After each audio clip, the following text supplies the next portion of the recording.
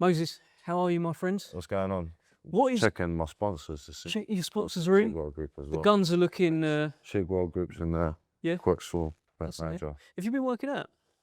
Oh no. I don't know. I haven't seen you in man, like it's 5 not. months. I've been in training camp for 8 weeks, but not a single weight has been touched. No. Apparently, I've been doing too much strength. Yeah. So yeah, I had to chop it down a little bit. Okay. Well, look, you look good. Gracias. What's the last 5 months been like? Because you were so active, and then you've gone through this little period here. My last 5 months, I wouldn't even say it's inactivity because it's not like I've been out the ring for years, but like an opportunity was going to present itself, so we waited for it, and it didn't make out. So we're here fighting Mike Balogun. Did you? Now we're taking it slow, taking our time with it. Yeah. I mean, did you feel like you? Did you benefit from the 5 months of not being in the ring, or some fighters say that A lot of people don't realize that, like, although I went into the Dempsey McKean fight like untouched, like I didn't like get hit in the fight. And sparring is hard. Sparring is difficult. You think like for every fight, 10-round fight, you might have done like maybe 120 to 200 rounds of sparring. So like, yeah, there's damage on my body that I needed to rest from. Even if it's not the fight, it's just the training that I need to rest from, the preparation. So it's Mike Balogun then. You've just met him for the first time at Yeah. the press conference. Seems like a nice guy. Yeah, it was kind of respectful, although at the end he did say F around and find out. Yeah, but Little warning. the thing, problem is with like press conferences, I just feel like it's one of them things that it's just part of boxing history, and it's like one of them things you just can't scrap now. But so what more could you say in press conferences unless you're like Tyson Fury that comes in like with Batman and then his brother's Robin and he's pretend to fight and like that. It's like, other than that, it's just you ask a question, what do you think? I think this, and then the opponent thinks the opposite, and you're like, well, we're gonna find out. And that is literally most press conferences. So like when he says that, like, F around and find out, we're going to fight in 2 days. So it doesn't matter. So you're not a fan of press conferences? No, not really, no. I guess like sometimes some fighters use it as a way to get under the other guy's skin or say something that might just poke at them, might make them fight differently, come out angry and things like that. Like we've seen that before. But I don't think anyone's going to get under your skin. I think if you push the right buttons, you probably could. But I don't really know. Yeah, I guess that's what press conferences are for, yeah, to get underneath the skin. But you can do that the whole fight week. Yeah. You can do that with fight week, with weigh-in, with whatnot.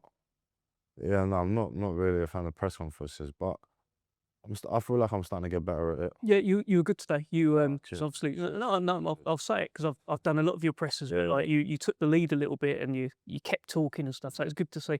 A lot of hype you're getting today. Like I gave you a bit of a G up. Francis gave a great rousing speech about you as well. But you're the guy living with all of this. You're the guy who, you probably scroll your social media and you're probably seeing stuff about you. Everyone's saying all these great things. Like, what's that like for you? I don't pay it no attention. Like, Really though? Because how can I you see not it. I see it. Do you know what? Sometimes I might get a ridiculous message on a ridiculous comment, and I show it to my brothers and we laugh. We laugh about it. But I can't pay it no attention. Like, if I'm listening and taking in what this man says, that man says, then I'm just a muppet. So it's like I have to put it to one side. It's not going to do me no favors, whether I'm the underdog or whether I am the favorite. It doesn't do you no favors. Do you get what I mean? I think Mike Balogun's in a very good position right now because he's fighting a guy that's got nothing to lose. Or sorry, that he's got nothing to lose. And he's fighting someone that's got everything to lose. But my career can be defined in my fight with Mike Balogun. So even though Mike Balogun might not be a good fight, there's still pressure on this fight. So yeah, obviously I am expected to kind of knock him out the waters, but I'm gonna try my best, innit? When was the last time you didn't have pressure on you in a fight? I think I always do. But I feel like this is different kind of pressure, because it's like everybody knows what I'm capable of from the Dempsey McKean and the Marius Wack and the Mazenchev fights. Whereas like when I first turned professional, it was different. Mm. Look, I was watching an interview with, I don't know if you've seen this clip, Roy Jones and Jared Anderson. So Yeah. Jared Anderson was like the American Yeah. version of you almost. They were building him up, and Jared Anderson was talking about how he didn't want that pressure. He didn't ask for all this pressure and things like that. And Roy was saying, "Listen, you've been anointed by God. You've got to take it. You've got to ride this horse." What did you think of that? And do you kind of empathise with Jared Anderson and his pressure? No, I understand where it comes from. I do really understand where it comes from, but I feel like some people are made for it and some people aren't. I like to read books, and in one of the books, yeah, in Habits That Make a Champion, it was talking about pressure, and it was talking about nerves. So pressure's a privilege. Having pressure is a privilege, because there are people that, for example, if I put you in a position to do great things, and now there's pressure on you to do great things, you're in that position to do great things. Some people are not in position. So pressure is a privilege, and nerves, it's the time to show you what you're really made of. So it's the time to show you what you can actually achieve. It's like, for example, I don't know if you might know, but some of us go for runs, and you might go for a run, yeah, and like, Why'd you come at me like that? you don't really look like a runner. You told me your resting heart rate was like 70, no? It's horrible. Horrible. I wasn't very well. Yeah, Carry on, or if you're lifting weights. Yeah. Like, What do you mean? What do you mean? anyways, you might be lifting weights, Yeah. yeah? And when you start to feel the burn, that's the progression. That's agree. what I feel like. See what I mean? You don't believe it yourself. Oh, go on. You don't believe it yourself. Anyways, it's the exact same as pressure mentally. If you're starting to feel a bit of pressure, that's good, because that's the time that shows you who you really are. So I guess I like it, but sometimes I hate it. You know, one of them love-hate relationships. This is interesting because I've heard you talk about how you want to make Mhm. as many mistakes as possible. So Mhm. I guess you're putting yourself in positions where you can make mistakes, and Mhm. that's how you grow. Tell me a course. little bit more about that. Then. It's not often you hear that from someone saying, "I just want to make mistakes." So I've just came out of my teenage years, and when you're a teenager, you can blame everything for being young. I done this, yeah, I'm still a teenager, I'm still a kid. Although I'm not a teenager no more, I'm still 20-year-old. So for me, I like to make as many mistakes as possible, because you learn from the mistakes. And obviously with context, I might know the right answer, but still see where the wrong answer will get me, if that makes sense. I'd love an example of that. Right. Let me we might be here a minute, because I've got sponsorships, innit? I've got sponsorships. If I'm gonna think of an answer, and then we'll jump in. Listen, we can come back to it, but it's interesting because listen, Yeah. some people will be crippled by the fear of making a mistake, and then they don't do anything because they're scared of failing. You're happy to fail because you can put yourself in that position. You'll get better. For example, yeah, I get jealous of someone like, let me not name people that have took losses and bounced back. Like, it's not that, I wouldn't say jealous, because I don't want to lose, but at the same time, like, I want to know that feeling. Like,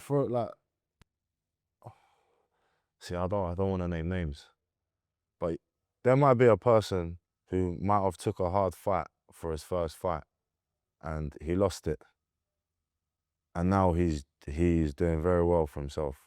Like, or he might have lost his first couple fights, and they end up doing very well for himself. I like that. I like to see that he had a bit of traffic, and he got rid of it. So with me, I like the fact when people make mistakes, when people take losses and bounce back. I guess I don't want to do it myself. It's So weird, isn't it? Because it adds it to the is, story. It definitely adds to the yeah. story, but you don't want to lose. But Yeah. I've took a lot of lessons in sparring, Yeah. and I guess that's why I'm so good under lats, because I've had some tough spars, and I've had some spars where I came out of there and I wasn't Moses Itauma, as you say, and I think they're the best things that ever happened to me. I went into a sparring session when I was 15-year-old, and um, it didn't go my way, and I kind of just threw a strut. I was like, no, I'm done with boxing, whatnot, blah blah blah. And then 2 months later, I was back in the gym, and I was in a much better position taking that 2 weeks off and having that bad spar than if I was to carry on. If I had a good spar then, I might not be in this position where I am now. I was just like, back then, I was like, I don't want another man to say that he beat me up. So I was like, yeah, now it's like, let's grind, and we're here. I get it. I get it. I like the way you put that as well. So now we're here. It's Mike Balogun, right? Everyone's expecting you to knock him out. You said it yourself at a presser, get him out of the way, Yeah. etc. There's a lot of talk about future fights with Martin Bakole, Yeah, I knew he was Filip gonna say that. Hrgovic. Hey, it's not just me saying it. It's, your promoter Frank's being asked about it. I'm sure Francis will get asked today as well. How does it feel being linked to those names? Not so long ago, Martin Bakole was the boogeyman. Now they're saying Moses. Martin Bakole, not so much. Filip Hrgovic, yes. The reason why I say Martin Bakole no more is because it's like Martin Bakole was a boogeyman. And then he got knocked out by Joseph Parker, and it's kind of like brought him back a bit. And then he didn't have the best performance against F.A. Jagbar, and that's brought him back a little bit more. Like, if I fight Martin Bakole, that could give him like a reason to top him back up when I don't need to be that person. If he reclaims that person who he once was, the boogeyman of the division, then a fight with him would make sense. But as of like, why would you fight him on zero? Do you know what I mean? You want him to rebuild himself. Hrgovic, it's a different term. I think my team are definitely keen to fight in Hrgovic, but they want to see me in a 10-round fight first. So yeah, I'm telling you everything. I'm telling you behind the closed doors. We're chatting. Listen, with Hrgovic, you were at the joist spot, Yeah. right? My understanding is you kind of walked past each other. There was a bit of a No, moment. I didn't see it, but no. What happened? What happened was he finished boxing and he had to go to a press conference, and everyone's like, out the way, lads. Out. So I was like, I took a step to the side, and I'm watching him walk through the doors.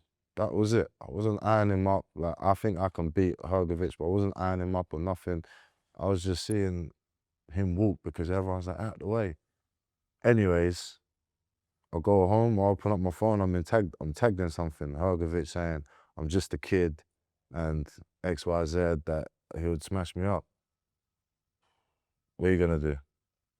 Well, until the fight's gonna be made, it's just all talks, it's all smokes. So with Hrgovic, it's an interesting fight. I do find it funny how he says I'm just a kid, and he went, was it 11 rounds or 12 rounds?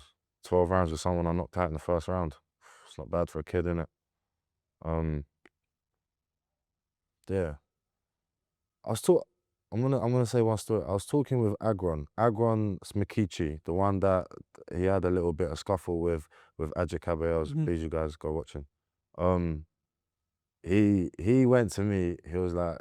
He said, bro, like when I first sparred you, I didn't think like anything too much. You're a kid, then you got fast hands, and then he said he stepped into the ring with me, and it's like your hands are fast, you're here. Like, I'm about to pin you, I want to throw a punch and you moved off and I'm getting hit with 3-4 shots. People don't really know what it's like to be in the ring with me until they're in the ring with me. And there's a lot of people don't really recognize how talented I am until they step into the ring with me. So time shall tell. And by then it's too late, and they're normally on the floor. For them, that's too late. Yeah, there you go. Listen, final one. Give me your thoughts on the Dubois Usyk fight. I mean, it's Dubois' second chance at fighting him. How do you think it's going to go? The bar second chance of fighting Usyk. I think Usyk's gonna do the same job on him, if I'll be honest. I think his IQ is just far too intelligent. Thing is, Daniel Dubois is just a powerhouse, isn't it? So I don't know. This might be a batting of passing of the baton. Passing of the torch, yeah. Yeah. So I don't know. I doubt it. I want Daniel to win. He's a Brit. Plus he's Nigerian. Hey, you like that, Dad, Joe? Moses, I've got to go for a run and maybe do some weights. So I'll let you go. Good to see you, my friend. All right, mate.